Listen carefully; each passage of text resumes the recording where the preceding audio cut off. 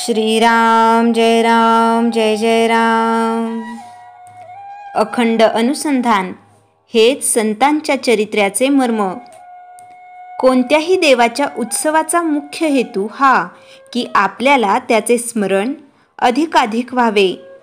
भगवंताचे स्मरण भगवंताच्या प्राप्तीसाठीच करायचे असते। भगवंताच्या नामाने सर्व प्रकारच्या दुरितांचा नाश आपोआप होतो। नाम घेऊन प्रापंचिक सुख मागणे म्हणजे कामधेनू मिळत असता नाती टाकून गाढव मागण्यासारखे आहे। नामाने प्रत्यक्ष भगवंत घरी येत असताना पैसा, लौकिक किंवा संतती आपण मागितली तर ते दुःखालाच कारण होते। नामात स्वतःला विसरायला शिकावे। असे स्वतःला विसरणे म्हणजे समाधीच समजावी। नाम घेत असताना स्वतःचा विसर पडणे ही सर्वोत्कृष्ट समाधी होय। जो नामामध्ये इतका रंगला की त्याला स्वतःचा विसर पडला त्यालाच माझे चरित्र कळले। नुसत्या तर्काने ते कळणार नाही। सत्पुरुषाचे चरित्र हे जास्त मानसिक असते। त्याच्या चरित्र्यामध्ये देहाच्या हालचालींना दुय्यम महत्त्व असते आणि चमत्कारांना तर फारच कमी महत्त्व द्यायला पाहिजे। देहाच्या कोणत्याही अवस्थेमध्ये भगवंताचे अखंड अनुसंधान असणे हेच संतांच्या चरित्र्याचे खरे मर्म आहे। आपण स्वतः भगवंताला चिकटल्याशिवाय दुसरा तसा चिकटलेला आहे किंवा नाही हे कळत नाही। म्हणून संतांच्या चरित्रकाराने स्वतः नामामध्ये रंगून जावे आणि नंतर त्याची आज्ञा घेऊन चरित्र लिहावे। खरे म्हणजे संतांच्या चरित्रकार जन्माला यावा लागतो। मी रामाचा उपासक आहे तरी मला शंकराचा भक्त फार आवडतो। शंकर आणि श्रीकृष्ण ही एकाच परमात्म स्वरूपाची दोन व्यक्त रूपे आहेत। हरिहरामध्ये भेद नाही असेच श्रुती स्मृतीही सांगतात। श्री शंकरालाही अत्यंत प्रिय असलेले रामनाम आपण अखंड घ्यावे। श्री शंकरापासून श्री समर्थांच्या पर्यंत जे जे महासिद्ध होऊन गेले त्या सर्वांनी रामनाम कंठी धारण केले। रामनामाचा 3.5 कोटी जप जो करील त्याला त्याच्या देवत्वाचा अनुभव आल्याशिवाय राहणार नाही। रामनामाचा आधार घेऊन सर्वांनी राम जोडावा। राम तुमचे कल्याण करील हा विश्वास बाळगावा। मी देव पाहिला आहे पण ज्या डोळ्यांनी देव पाहायचा असतो ते हे डोळे नव्हेत, ते ज्ञानचक्षु असतात आणि भगवंताचे नाम सतत घेत गेल्याने ते प्राप्त होतात। माझ्याकडे येऊन शिकायचे असेल तर ते हेच की काळजी न करता परमात्मा सर्व करतो ही भावना ठेवायला शिकावे। जिथे नाम आहे त्याच्या आसपास मी घोटाळत राहतो। तुम्ही अखंड नाम घ्या म्हणजे सदा सर्व काळ माझ्या संगतीचा लाभ घडेल। श्रीराम जय राम जय जय राम। चैतन्यवाणी ज्याच्या मुखी नाम आहे त्याच्या हृदयामध्ये माझी वस्ती आहे। श्रीराम जय राम जय जय राम। कर्तव्याचे फळ विपरीत का मिळावे। एकदा एक वृद्ध गृहस्थ महाराजांच्या भेटीला आले। डोळ्यात पाणी आणून ते महाराजांना म्हणाले, महाराज, माझी पत्नी माझ्या तरुणपणीच वारली। माझी 3 मुले त्यावेळी लहान होती। लोक मला दुसऱ्या लग्नाचा आग्रह करू लागले पण माझ्या लहान मुलांना सावत्र आईचा त्रास होईल म्हणून मी पुन्हा लग्न केले नाही। मुलांना तळहातावरल्या फोडाप्रमाणे जपून वाढविले। आता मुले मोठी झाली, त्यांचे विवाह करून दिले। मुलांचे उत्तम चालले आहे पण आता मुले मला म्हणतात तुम्ही निघून जा, चालते व्हा। दुःखाने हुंदके आवरीत ते पुढे म्हणाले, महाराज, मी स्वतःच्या सुखाचा पूर्ण त्याग करून मुलांच्या बाबतीतले आपले कर्तव्य इतक्या मनापासून केले, त्याचे असे विपरीत फळ का मिळावे। वृद्ध गृहस्थाची व्यथा पाहून आजूबाजूच्या मंडळींना ही वाईट वाटले। महाराज त्याला जवळ घेऊन प्रेमाने म्हणाले, अरे रे, मुलांनी असे करणे अगदी गैर आहे। खरेच ते त्याच्या हिताचे पण नाही. तुम्हाला म्हातारपणी असे वागवण्यात ते फार चूक करीत आहेत. त्यांचे असू द्या, पण तुम्ही शेवटी जो प्रश्न विचारला तो मात्र संयुक्तिक नाही. असा विचार करा की कर्तव्य म्हणजे काय. मी जे करायला पाहिजे त्याचे नाव कर्तव्य.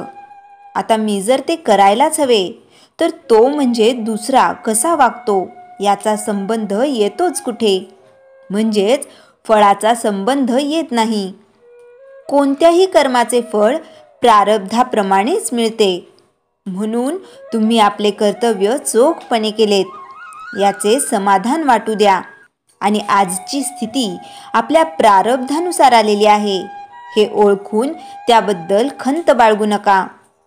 मनाला नामात गुंतवा आणि आपले कल्याण करून घ्या. प्रारब्ध म्हणजे कृतकर्माचे फळ.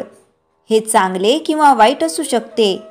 सुखाचे भोग आले तर माणसाला काही वाटत नाही, पण दुःखाचे प्रसंग आले की मनुष्य म्हणतो, मी देवाचे एवढे केले, मी अमुक सत्पुरुषाचा भक्त आहे, मग मला असे दुःख का भोगावे लागते. पण त्याला हे समजत नाही की हा सर्व आपल्याच गतकर्माचा परिणाम आहे. त्याला देव किंवा संत काय करतील, ज्ञानी व संत लोक काय करतात ते पाहू. त्यांच्या प्रारब्ध कर्मामुळे त्यांना कितीही त्रास झाला तरी ते प्रारब्ध ही देवाची इच्छा म्हणून ते आनंदाने स्वीकारतात. शरीरास व मनास होणारे वाईट भोग ते विना तक्रार व दुःख न करता भोगवूनच संपवतात.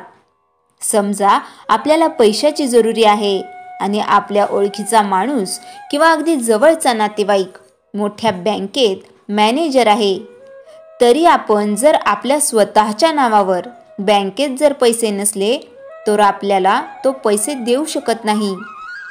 फारच झाले तर तो आपल्या स्वतःच्या खिशातून आपल्याला काही पैसे देईल. त्याचप्रमाणे आपल्या प्रारब्धातच जर आपल्या नावासमोर सुख नसेल तर ते कुठून मिळणार. संत फार तर जरुरीप्रमाणे आपले दुःख स्वतः सोसून आपला भार हलका करतील इतकेच. म्हणून आपल्या प्रारब्धाने आलेल्या बऱ्या वाईट गोष्टी देहाने भोगाव्या आणि मनाने भगवंताचे स्मरण ठेवावे. श्रीराम जय राम जय जय राम. संत रविदास भाग 11. रविदास वेदांतबद्दल समर्थक आणि सामान्य जनतेला पटेल असे स्पष्टीकरण देतात. परमेश्वर जर सर्व मानवाच्या कल्याणासाठी आहे, तो वेदांचा उपदेश करत म्हणतो की मी ब्राह्मण, क्षत्रिय, वैश्य, शूद्र आणि स्त्रीस वेदांचा प्रकाश दिला आहे. सर्व मानवजातीने ते वाचून अभ्यासूनच विज्ञानाला पुढे आणलं. त्यातले चांगले ते ग्रहण करावं, वाईट गोष्टी टाळून दुःखापासून सुटका मिळवून आनंदाचा उपभोग घ्यावा. आणि स्मृती इत्यादी ग्रंथात म्हटले आहे की ब्राह्मण, क्षत्रिय आणि वैश्यांनाच वेदांचा अभ्यास करण्याचा अधिकार आहे, शूद्रांना व स्त्रियांना नाही. तर मग कोणाचे ऐकायचे, परमेश्वराचे की ब्राह्मणांचे. याचाच अर्थ हा की हा वर्ग वेदांचा आधार घेऊन इतरांची दिशाभूल करीत आहे, धोका देत आहे. मग परमेश्वर क्षुद्रांचे भले व्हावे इच्छित नाही का? तो पक्षपाती आहे का? नक्कीच नाही. वेदांचा अधिकार फक्त ब्राह्मण पंडितांना, ऋषींना, विद्वानांना आहे असे जर परमेश्वराच्या मनात असते तर त्यांनी शूद्राला वाचा आणि श्रवणेंद्रिये दिलेच नसते.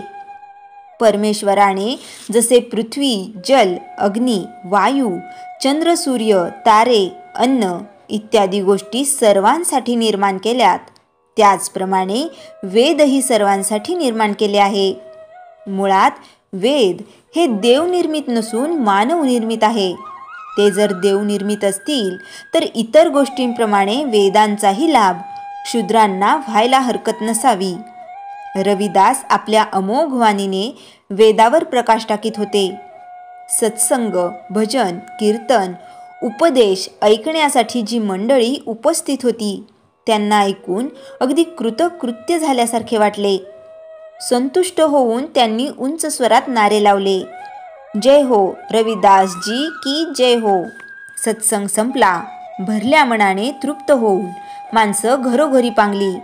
नेहमीप्रमाणे सकाळी भजन पूजनासाठी भक्तगण रविदासांच्या झोपडीजवळ जमा झाले. तेवढ्यात काही उपद्रवी ब्राह्मण, पंडित, पुजारी, पंडे, पुरोहित तिथे येऊन गोंधळ घालू लागले. ते पाहून तिथली माणसे बिथरली, क्रोधित होत म्हणाली, निघा इथून, तुम्ही स्वार्थी आहात. देशात खरी फूट तुम्ही पाडलीत. समाज एकमेकांपासून विभक्त केला, भेदभाव निर्माण केला, माणसामाणसात वैरभाव पसरवला. तुम्ही चालते व्हा, नाहीतर परिणाम ठीक होणार नाही. रविदास सर्वांना शांत करत म्हणाले, बंधूंनो शांत व्हा.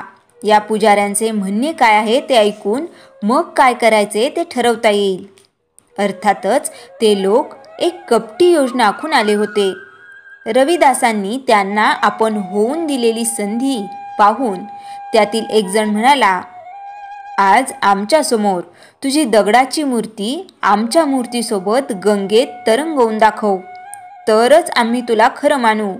पण अट एकच, ज्याची मूर्ती गंगेत डुबेल त्याला हार मानावी लागेल आणि ज्याची तरंगेल तो जिंकला असं समजलं जाईल. हरणारा मात्र त्यानंतर कधीच मूर्तीपूजेचा अधिकार राहणार नाही. कबूल? रविदासजी म्हणाले, हा तुमचा अंतिम निर्णय आहे ना? जे काय सांगायचे असेल ते आत्ताच सांगा. मागाहून म्हणाल की हे बोलायचे राहून गेले. नाही, हीच आमची अखेरची अट आहे. रविदासजी म्हणाले, मी मूर्तीपूजक नाही, विश्वासही नाही. माणसांचा विश्वास देवावर राहावा, शिवाय माणूस सदोदित पूजा अर्चा आणि धार्मिकतेत गुंतून राहावा म्हणून ह्या गोष्टी करतो. त्यांनी मोठी मोठी मंदिरे बांधून त्यात वेगवेगळ्या मूर्त्या बसवल्या, पण क्षुद्रांना प्रवेश नाकारला. म्हणून त्यांना धार्मिक उत्सवात सहभाग घेता यावा म्हणून मी मंदिर बनवले. त्यामुळे ब्राह्मण लोक मला त्रास देतात. मी जाणतो की गंगेच्या पात्रात मूर्त्या तरंगविण्याचे त्यांनी रचलेले कपट कारस्थान आहे. एकीकडे म्हणतात की नदीचा उगम परमेश्वराच्या चरणापासून झाला, तर दुसरीकडे असेही म्हणतात की अस्पृश्यांचा जन्म त्याच्याच चरणापासून झाला. जर दोघांचा जन्म त्यांच्या चरणापासूनच झाला तर एक पवित्र व दुसरा अपवित्र कसा? नदीत मूर्ती तरंगणार ही वार्ता वणव्यासारखी काशीनगरात पसरली. राजा, श्रीमंत, ज्ञानी, मुनी, पंडित, संत, महंत, साधू, वैरागी, संन्यासी, सामान्य जनता हजारोच्या संख्येने ते दृश्य पाहण्यास उपस्थित झाले. ब्राह्मण पुजाऱ्यांनी आपापल्या मूर्ती आणल्या आणि रविदासांनी चपला जोडे बनवण्यास दगड वापरतात तो दगड आणला. पाहून पुजारी म्हणाले, तुमची देवाची मूर्ती कुठे आहे? रविदास म्हणाले, हाच माझा परमेश्वर, हीच माझी मूर्ती. रविदास हौ निज हत्तही राखो रांबी आर, सुकिरतही मन धर्म हे तरेगा भवर. रविदास म्हणाले, प्रथम तुम्ही आणलेल्या सर्व मूर्तींचे निरीक्षण व्हायला हवे. त्या कोणत्या धातूपासून बनवलेल्या आहेत? ऐकतच पुजारीगण घाबरले. आरडाओरडा करत म्हणाले, तपासण्याची गरज नाही. जमलेली गर्दी म्हणाली, मूर्त्या तपासल्या जायलाच हव्यात. रविदास गर्दीला उद्देशून म्हणाले, मला माहीत आहे यांनी आणलेल्या मूर्त्या लाकडाच्या आहेत आणि मूर्ती म्हणून मी आणलेला दगड आहे. तरी पण त्यांच्या मनाप्रमाणे होऊ द्या. रविदासांनीच असे म्हटल्यावर गर्दी स्तब्ध झाली. संकलन व लेखन मीनाक्षी देशमुख. श्रीराम जय राम जय जय राम. जयाच्या जनी जन्मनामार्थ झाला, जयाने सदा वासनामात केला. जयाच्या मुखी सर्वदा नाम कीर्ती, नमस्कार तया ब्रह्मचैतन्य मूर्ती. श्रीराम जय राम जय जय राम. जानकी जीवन स्मरण जय जय राम.